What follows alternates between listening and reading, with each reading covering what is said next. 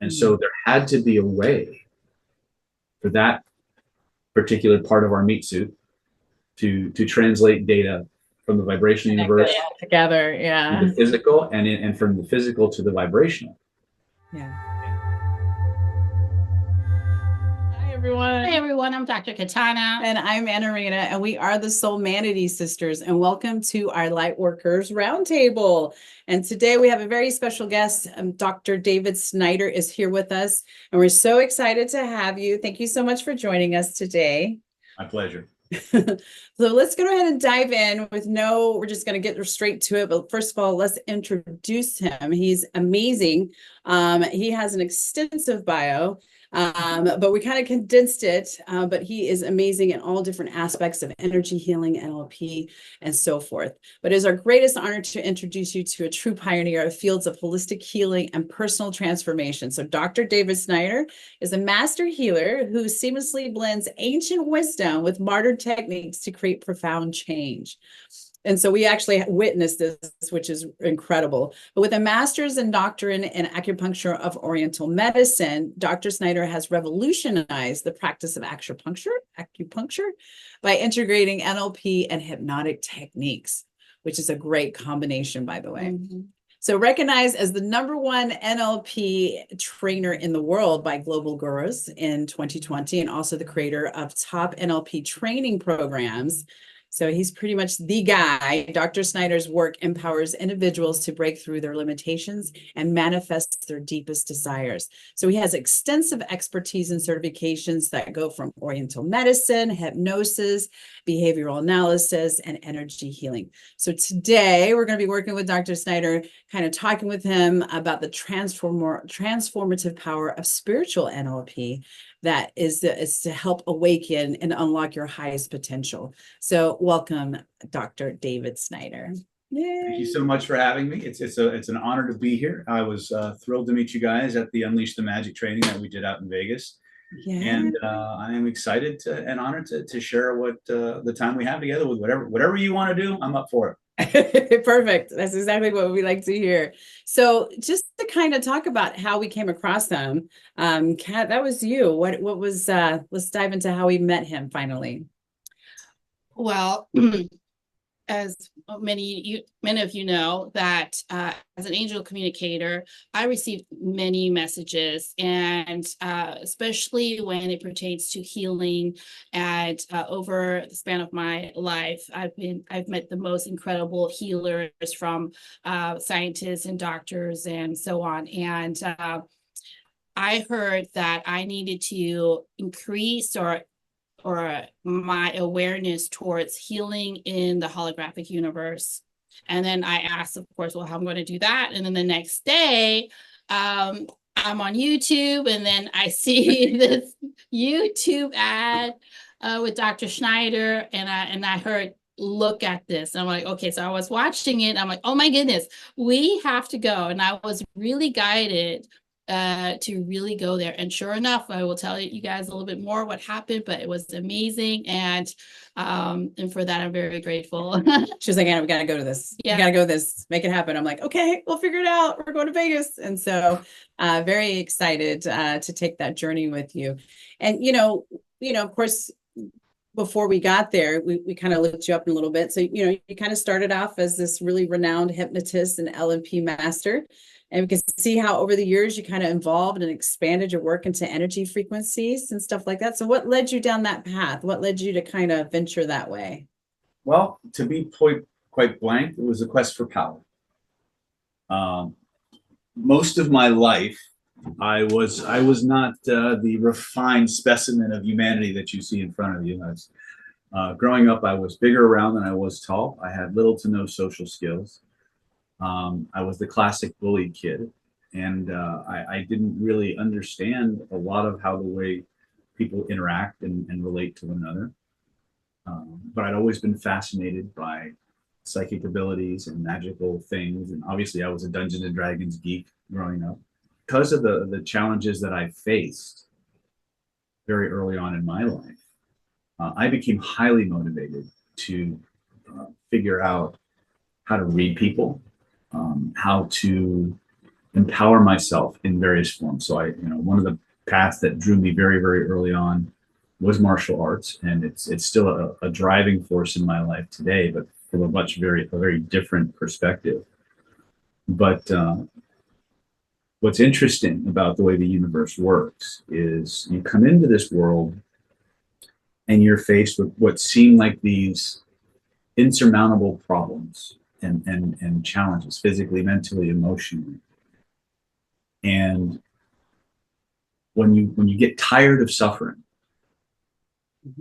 you start becoming the person who's willing to do whatever it takes and pay whatever it costs to become the person you want to be, instead of the person the world is conspiring to make you.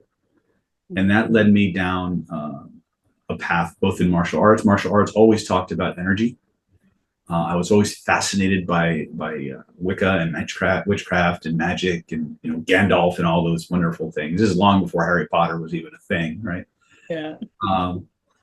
And so I thought when I first started on those journeys that they were all separate, that they were all discrete studies. You have hypnosis, and you have how to pick up chicks, and you have how to be better at martial arts, and you have all these meditations and exercises to develop your psychic abilities. And I thought, okay, there are all these different things.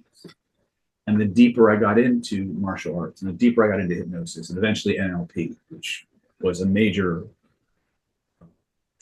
engine of transformation in my life, the more I started to realize a very profound truth, that if you go deep enough into any discipline, eventually you find the principles that everything emerges from. I wanted to be liked. I wanted to be accepted. I wanted to be able to communicate and not be lied to. I wanted to be powerful. I wanted to stop being picked on. There were all these things that I wanted to stop having to deal with. And in the process of searching for those answers, I became something else, which was more in alignment with who I came here to be. So, and I've had ups and downs, and I've had diversions and things like that, all of which at the time they were happening seemed to be like exactly that, either a diversion or a distraction or a complete derailment of my life direction.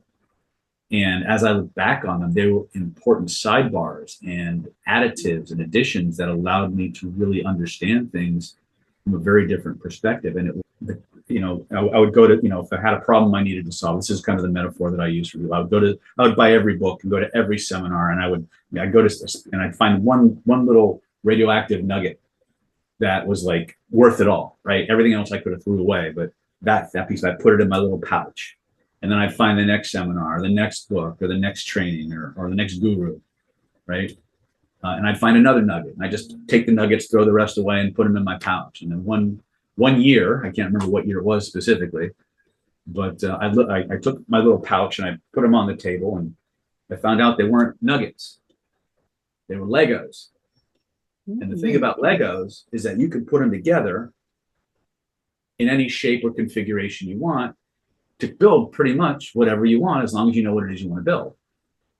And that's been kind of the story of my life. I look at all the things I study now as having a common root. And they're all like a jigsaw puzzle that shows you the same picture. But depending on which version of the puzzle you have, certain pieces are missing and certain pieces are still there. And if you assemble enough incomplete jigsaw puzzles, eventually you can reconstruct a complete one. Yeah. And that's been my life's work to this point, with the holographic memory theory, with energetics, with the mind, the body, and spiritual NLP, or as I lovingly call it, NLP for the soul. But the one thing that NLP never fully addressed, or if it did address it, they took it out, or the founders decided not to talk about it, was this more vibrational side of the human experience. And NLP became a very powerful tool of exploration for these subtle spiritual vibrational phenomena. One place where all of these different forms of human endeavor come together is at the autonomic nervous system. And so there had to be a way for that particular part of our meat suit to translate data from the vibrational Connect universe it all together. to Yeah. the physical, and from the physical to the vibrational. Yeah. And that became my study. So how does that happen? And through a series of very fortunate and somewhat, I would like to think, serendipitous, but I think it was more fate than anything else. I got a series of downloads and had a series of experiences that allowed me to put things together in a certain way that started to cause and facilitate very, very rapid transformations. Dr. Katana is also, as she works with the celestial, divine realm and things like that. So she's been guided with so much wisdom when it comes to divine connection and energy healing frequencies. So you also, we noticed during the seminars, had so many similarities with the energetic fields, but you kind of lean toward more Taoism and Qigong. So is there a reason why you chose those in particular? I didn't choose them; they chose me. Okay. And to level the playing field, I'm a student of all the mysteries. Yeah. So why Taoism? It was because they had the broadest scope of applications. And I think, Kat, you felt a lot of reassurance in that connection with what he was teaching as far as that. Oh, for sure. I felt there were many things that were overlapping, like especially when it pertained to grounding, when we were doing all these grounding techniques. Ours, the way the grounding technique that was given to me by the Council of Light almost overlapped to how you were doing it. Very, very similar. Not exactly, but it was always like starting from the heart, going down to Mother Earth, and then back up. Very similar. So, I could see similarities there. And in essence, I thought in that moment, it really doesn't matter. We're all pulling this information from the unified field, and then basically interpreting it a little bit through our own lens. So 100%. That was, we have this running joke in Planet David. We all look, every now and then we'll just see something or hear something, we'll look at each other and go, it's all the same. Yeah. Because once you get when you get things to a principle level, the only thing that the structure never changes, or very rarely it changes much. What does change a lot from culture to culture, from egregore to egregore, is the metaphor, the symbolism that embodies those principles and those vibrations. And once you understand that, you see the sameness Yes. in everything. Yeah, because you had mentioned the soul star, the earth star, the pole, the Tai Chi. Tai Chi pole. Tai Chi pole. Okay. Yeah. And so in the Tibetan systems, you would hear it referred to as the Antakarana. We call it the infinity pillar of light. Yeah. Yeah. So it was really fascinating to see the translations of the same universal. Just a little fun factoid to that story about the Tai Chi pole. One of my last, I think it was 2-3 classes ago, my Christian mysticism teacher, just on a lark, decided to list all the different names for the Tai Chi pole from all the different traditions. And I stopped listening after 30. Yeah, it's true. Because a lot of people, they're in this awakening process, they kind of denouncing their religious limitations, so there's always this, like really looking at their belief system so they can be more open-minded to different divine things. So it's, at the end of the day, we always say it's still the same divine source, how you connect to it. It's universal wisdom. It's universal, though how you want to connect to that is up to you. So one of the most powerful aspects of NLP is that it's a tool of exploration and non-judgment. Nothing is good or bad. It's just useful or it isn't.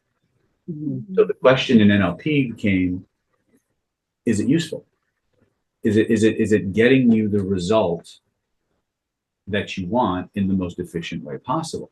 The thing that's important to understand is, like, I'm Christian, you're Muslim, you're Greek Orthodox, you're Catholic, you're confused, whatever it is, right? Is that belief system and those spiritual practices that you're engaging in, is it creating the results in your life that you want? Is it making you happy, or is it holding you back? Yeah. Right. Yeah. And so we encourage everybody. We don't believe to buy into anything because somebody said so, or that because it came out of an old book. Right. Test everything and see if it's valid in your world, and is it getting you the results that you're looking for. we like to say, does it serve you? Mhm. Is it for your highest good, your authentic self? You know, that's kind of like our measuring bar. It's similar Right. to that. Sure. You know. So you did a great explanation of the fight and flight response in your physical body based on childhood traumas. And Dr. Katana also received, you know, about healing trauma on a very subatomic level, which was very correlated a lot with what you were talking about. You want to explain that about? Sure. So, for me, every illness starts in a subatomic level, right? And of course, you understand that everything is like in the subconscious mind. That's where it literally starts. And we're being fueled all day long by our subconscious minds, basically driving us all day long. I found a really cool technique in really healing really deep emotions. And we call it a subcoding, super subcoding. And we reprogram and rewire your brain instantly, like within 2 minutes at most. And we get rid of or release those negative emotions that are either stuck in your auric field or in your organs. Yeah. And it's amazing how once you find that emotional root cause, you're able to like clear that out, the difference it makes significantly in your body and your reality, which is a reflection of your reality. So, but you had a really great way of explaining the neuroscience behind it of how your brain doesn't tell the difference in those flight or fight moments of being triggered. Can you go into a little bit of that? So most of the stuff that triggers us isn't the stuff that's right in front of us. The stuff that is right in front of us is reminding us of the original problem. So a lot of our stuff actually is encoded in us between the ages of 0 and 5. When you come into this universe, from the time you're conceived to the time you come out, you're nothing but a big blank hard drive. And while you may be carrying genetic memory, soul memory, all those things, they're not active. And so you're basically a vessel waiting for data. And you're hungry for any data that comes along. And you have little to no understanding of any concept other than something is familiar or it isn't, it's comfortable or it isn't. Everything else, all the other distinctions that you make from there evolve as a byproduct of your experiences. They'll be, no matter how sublimated that template might seem, it's driving the bus. Now, when you have a trauma, your brain literally, the best way to say it is, you ever been working on your computer, right? And you're in the flow, you're in the zone, you're flowing, and all of a sudden your computer, for whatever reason, spontaneously reboots. Yeah. So the software crashes or the power goes out, and you're like, no, right? And he's like, my good work is gone. And then all of a sudden the power comes back on, the computer finishes rebooting, and you go with trepidation, you go to like open your file, and all of a sudden this little prompt comes up. Your file closed unexpectedly. Would you like to resave a copy? And you go, thank you, Lord. Yes. Right?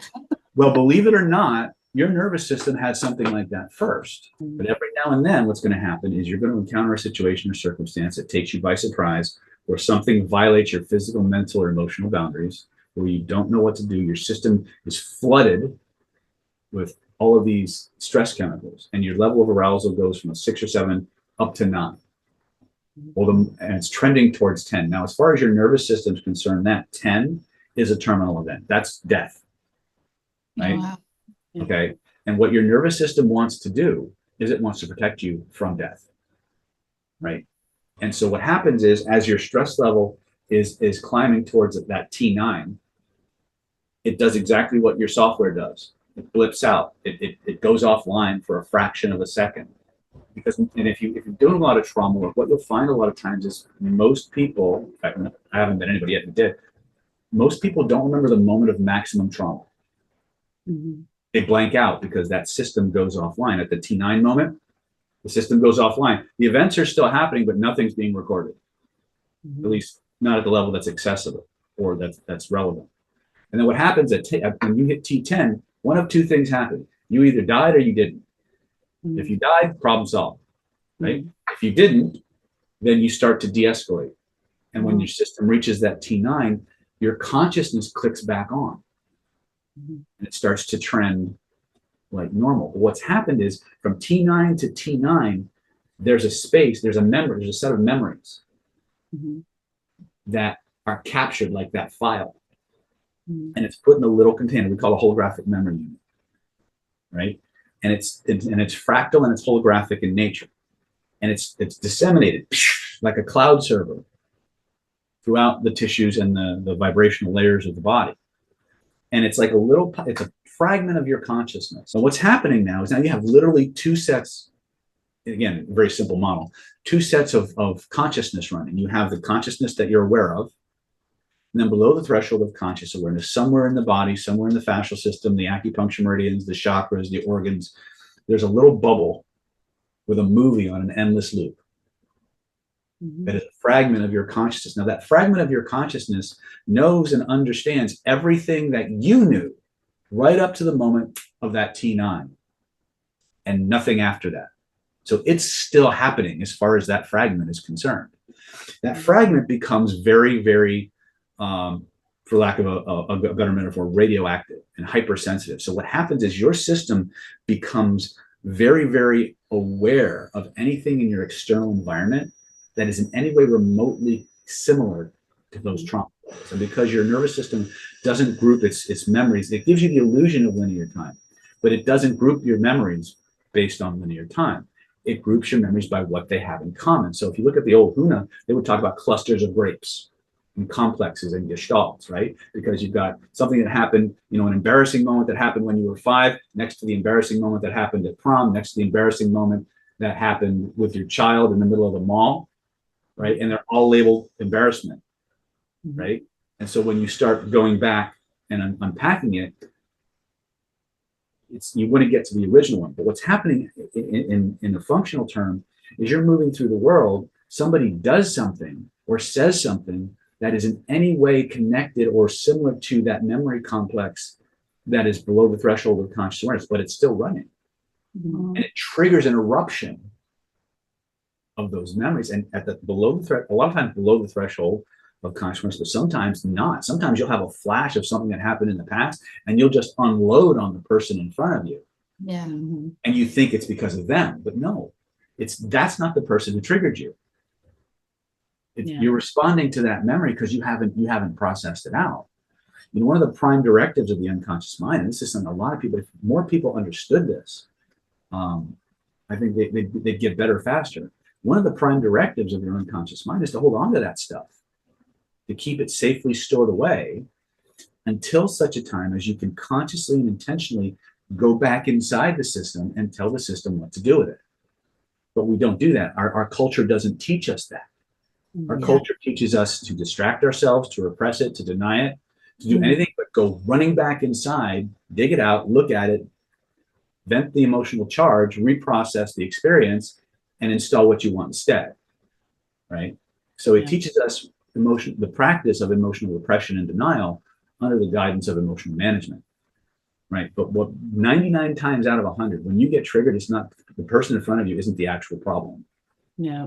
It's all the stuff that led up to that being a trigger in the first place. Yeah. And it's interesting, the techniques that we use and Dr. Katana has shared, it does tap into the body's energy and the body's intelligence of those memories to kind of really start facing it and healing it and unpacking it. And it's cool how you said how there's different facets of embarrassment, because we look at all the different splintered layers is what we call it. Yeah. That is clumped together with that trigger or that emotion and stuff like that. So yeah, that's kind of one of the I don't use a splinter metaphor, I use a jewel metaphor. I think of every trauma unit or holographic memory unit, because I shouldn't say trauma unit, because even your positive memories are built the same way. They're built from the same stuff, using the same mechanics. It's just one is not a problem or one is not problematic, and the other is. But what happens is, if you think about these things, you think of them like jewels, and light at any given moment, light is shining through a particular facet of that jewel, right?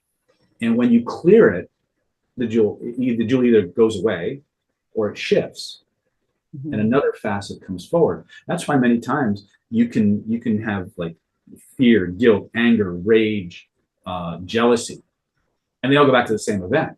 Yeah. So you clear it for jealousy and you think it's done. Yeah. But the rage is still there, Yeah. right? Yeah. So that's why you can keep revisiting the same event. Or it seems like it keeps getting presented to you for, Yes.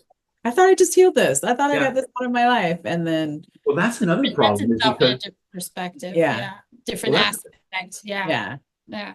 that leads us to a couple other interesting ones with regards to trauma. Is you guys are deep. Your family, your tribe is a deeply spiritual one, and very connected to source.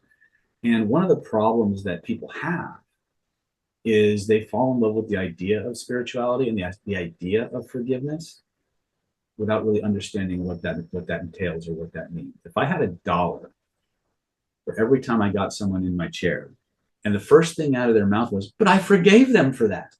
No, you didn't. Yeah. Can't say the words, and it happens. It's not. That's not what it's about. Mhm. So you have to give them an understanding that feeling is about forgiveness is a feeling, Mhm. and it's a feeling of giving back to that person the things from them that you've been holding on to, not for their sake but for yours.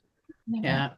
But a lot of people think by acting spiritual, they're being spiritual, and there's a very, very big difference between the concept of spirituality and the walk.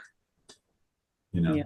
And to truly walk the spiritual path, the mystic's path, you got to run as enthusiastically into the stuff that makes you want to run screaming as you things that give you pleasure, because that's what separates you from an animal. Any animal moves towards pleasure and away from pain. Unfortunately for us, many people who are embarking on the spiritual or energetic path, all they're really looking for is a state change. Mhm. They just want to stop feeling bad. Yeah. And I'm not passing judgment on that. I mean, people are where they are in their walk, but the faster they become aware of where they're at on their walk, the sooner they can make better choices. Yeah. And it's not, we say that like, hey, this healing, it's going to be tough sometimes, but it's part of the purging process to really elevate your vibrational frequency. There's no other way to do it. You have to go through it to get to the other side of it. It's all about self-awareness. Yeah. And really taking Amen. that on. Yes. Yeah. Yeah. And it can be scary. I think a lot of people are scared to revisit those memories, to, take on that, to feel that, to let it go. And but there's no way to, because the whole awakening process is really elevating you to like a 5th dimensional or 6th dimensional higher frequency. And our job is here to kind of teach them how to sustain that, how to get there, but also sustain that, and to walk the talk, but stay on that path. For sure. And it's hard because there's a lot of clearing of the path you got to do to get there. And I think it's interesting. I think it's important for people to remember and to understand. And this is going to sound weird. Mhm. Like anything I say sounds normal. But anyway, whether you think you're walking the path or you're not, you are. You can't not walk the path. The question is, are you taking the most direct route, or are you taking the scenic route? That there's a process to how we get trauma, and there's a process to how we let it go. Mhm. And while we can shorten the curve, right, we can try to make it as uncomfortable as possible, we can't eliminate that. Setting boundaries and respecting your energy is a big part of spirituality, but some people think that means ghosting people or running away from them. And it's like, no, that's not setting boundaries. That's you running away from and not confronting, Mhm. so yeah, that's part of that spiritual work that we also try to look at. Dr. Katana, you were mentioning a technique that you use with people that you got, I guess it was downloaded to you. I'd love to hear more about that. It's just a couple of steps that we take. I help you to forgive yourself first, because no one can really help you. No one can really hurt you. You allow it to happen. So your soul is never hurt, ever. Okay. Your soul doesn't feel, it's just love and bliss all day long. It's your ego. So before we do any of that subconscious healing, we actually talk about the ego, and then we actually help the ego and the soul to become friends. And really help each other out, versus, because there's some people in the new age or spiritual circles, they want to kill off the ego for whatever reason. We're like, no, it's a huge integral part, is trying to keep you alive and all that good stuff. And so we do teach and help our students to go through, understanding how the ego works versus the soul, and how they can help each other out for your life purpose. Once you get over that, then we go into subconscious healing and understand that, with that understanding that no one can really hurt you except your ego is being hurt, right? And so we forgive ourselves for being hurt. And then we forgive the other person for allowing them to hurt us. So then we send them love and light back, and then we basically neutralize everything. Okay. And then we actually recode it from there.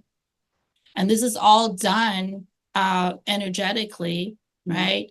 And there's a technique for that. So, but that's basically it. But it is true with identifying so much. I think, we learned through our experiences working with different people, the ego, unless you have the ego on board, it's going to keep blocking you, because that's the reason why they can't progress, is these blocks of the ego trying to keep you safe, or the ego trying to keep you, so until you work with that processing of the ego, it will make the other process so much easier.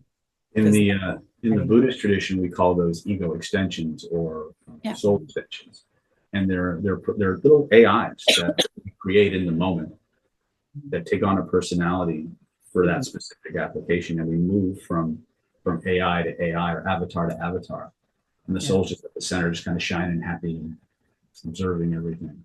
The problem is we forget which is the real us. And I think what you're talking about is getting people back to that I am. Right. Absolutely. Yes. But one of the great healing techniques that I think was the most impressive was when we were there, that gold nugget that you were talking about was the metastating experience of that healing process. You want to talk about your experience with that? Because it was really profound. That was probably worth every penny. Going to that seminar for this particular gold nugget, when you were walking us through how to do metastaging. And for me, it almost, it felt like, so I understand that the aura is broken down into 7 auric layers, right? You didn't really explain it like that, but I understand that, right? So, and all these 7 layers basically make up the physical, right? And so when you were talking about metastating, you were saying, hey, let's push out your light body out and look at your physical body. So I envisioned one light body, the next light body, and so on. And it started to get wispier as I went on. And you kept talking, walking us through, but I didn't follow you because I was looking at my light bodies, and then my third light body, which is the mental one, I said, oh my God, what's wrong with it? It was all dark and literally black. And all the other ones were gold, the way I envisioned it. And while you kept walking us through, I was just pouring golden light into the light body, and I could see the darkness moving out of that light body. And then by the time you were saying, I'm pressing them, I'm going to push them all back, and you pushed it all back, all those light bodies, and I could literally feel it like coming back into me, right? And just for the viewers to know, before I went to the seminar, I had an Epstein-Barr, I have Epstein-Barr virus. I had a rash. So I had really lots of sores on my Band-Aids, itching, legs, irritable. I was very irritable. And so I didn't realize that I literally healed myself from that encounter with you. And after an hour, Anna was like, you're not complaining. I'm like, what? Because I get the irritability. I have to deal with it. I was like, she's so quiet. So then you're the soul sister. You get to hear it. I get to the next day, I was like, oh my goodness, look at my legs. All the sores were gone. Yeah. It was that fast. It was I was like, and then I heard from, my guys like, see, you can heal yourself. Your guides are way smarter than me.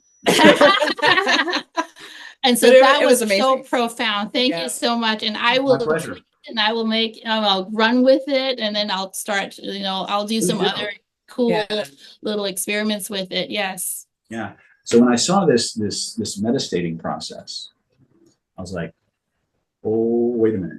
And I started playing with it from a healing perspective, but a psycho-emotional healing perspective. I discovered a long time ago that really there's not a whole lot of difference between physical healing and emotional healing. Yes. In fact, if you go to PubMed.gov and you type in acetaminophen and fear of rejection, you'll get a series of studies where they basically had these people playing computer games designed to make them feel rejected, right? And when they felt rejected, they gave them a Tylenol, and their pain of rejection went. And so it became very clear because the same parts of your physiology that govern physical pain also govern emotional pain. It's the same places. So that was a big clue for me 10, 15, 20 years ago, that there really wasn't much difference. And my training in Systema took me even further down that path. So when I looked at what's happening with Metastating, I was like, okay, from an energetic vibrational perspective, this makes sense. And so I started integrating that. So for people who want to practice this, so the idea here is it's part diagnostic and part imaginative. And I went through at the Unleash the Magic training, I went through the different layers of subjective experience where you're going from purely imagined all the way up to generating physical change, and it's just a progression.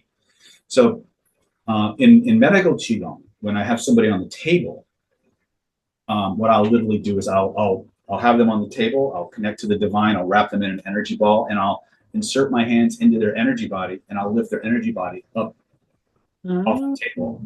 And then I'll change my vibration, I'll take their spirit body, and I'll lift that off the table, and I'll diagnose and treat the spirit body, then I'll diagnose and treat the energy body, then I'll diagnose and treat the physical body, right? And then I'll integrate them, energize their Taiji bowl, and there's a process, but it's the separation part that is important to understand. So when we're doing this metastating process, or we could also call it Shenron, which literally means spirit skill, right? So what I'm doing is I'm imagining that I always find it's easier to do it standing.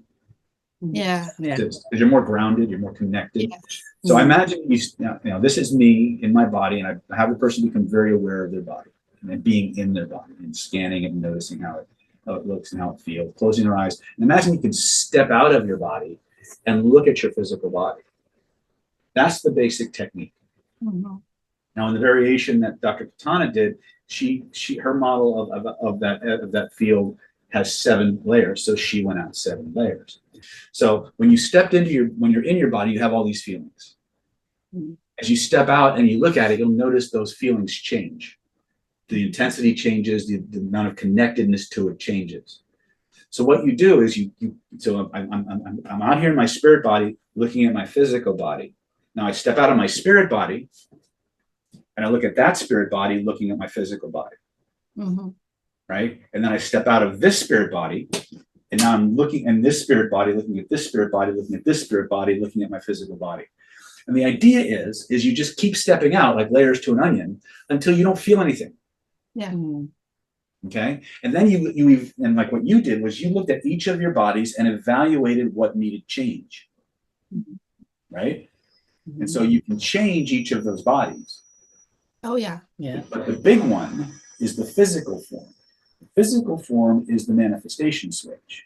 So when I look at the body and I say, oh, I need more confidence. I need to get rid of that fear. So you use very specific types of words: inject, pour, sprinkle, layer in. Notice the verbs, how those are the kind of words that you actually use to describe the process. So if I'm someone who's got a lot of fear, so I like to clean stuff up before I put good stuff in. So I'll say, okay, which could you dip into that physical body to dissolve the fear or suck out the fear, right? And the cause behind it, right? And then imagine pouring in a healthy dose of unstoppable confidence, right? And then I'll look at what else I need, right? right? And you work with your Epstein-Barr at the energy body. Again, you can do that at every level. But once everything is that I want in that body has been installed, then I just start stepping in, and stepping in, and stepping in, and stepping in. And in most cases, what happens by the moment you enter the physical body, again, all those changes activate. Yeah. Yes. Yes. It was instant. It was good. It Love was it. really, it was really good. It's fascinating. And Well, when I it's saw it, I saw instantly the spiritual parallels to it. And I was like, people have to know totally. this. Yes. Yeah. And I think now people are ready for that, to accept Yeah. that, to embrace that so. thinking, and that perspective. But okay, well, it looks like we're coming to a close with everything. We can't thank you enough for sharing this time with us and sharing with our participants in our group. And what is the best way to get a hold of you? Website, social media? You want to take a minute to kind of Sure. We have a very extensive YouTube channel, and for people who want to see the full spectrum of everything we teach in Planet David, it's David Snyder NLP at YouTube. Okay. Our website, and we have a very, very full, well-stocked store. Cover everything from Chinese 5-element face reading and diagnosis, all the way up to how to find your soulmate, to how to heal, transform your identity, all kinds of persuasion and influence tactics that are completely 100% ethical. There's also lots of free content, consume it to your heart's content. There's lots of stuff we just give away for free because it's not about the money, it's about helping people help themselves.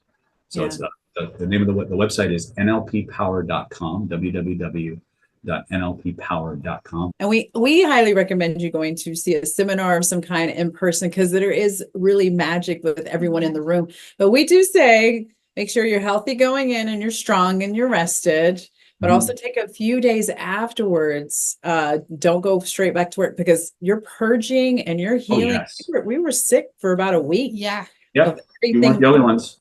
Flooding all of Very that. common. Very common. Yeah. So we knew it was working. We knew it was great, but we didn't anticipate like, oh yeah, we should have taken some extra drinks.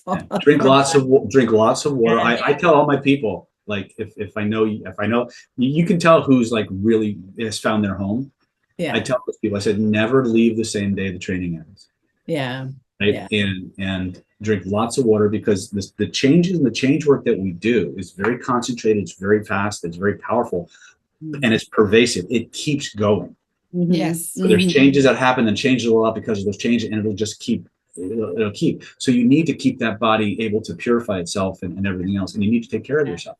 Yes. Yeah. So it was but definitely go see you guys, or find a way to connect, or download some of his materials. But it's just fascinating, so much wisdom and perspective, and just a beautiful thing for his journey here to share. So take advantage of this beautiful teachings, and we encourage you guys to go ahead and check out Dr. David Snyder. All right, everyone. You guys are awesome. I loved having you. You were a pleasure to have in class, and I look forward to seeing you again. Thank you so much for everything. Bye, everyone. Bye.